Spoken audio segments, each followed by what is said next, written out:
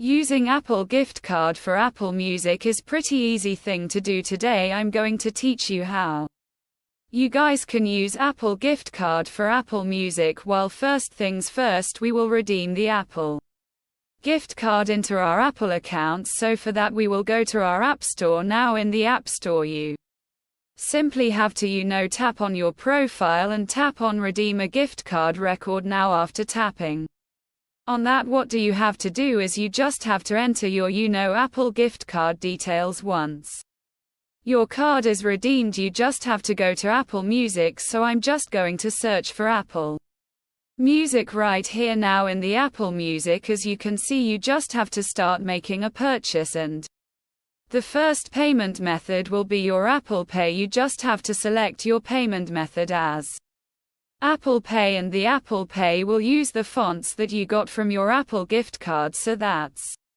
pretty much it. That's how you will be able to do it. Hope you guys find this video help.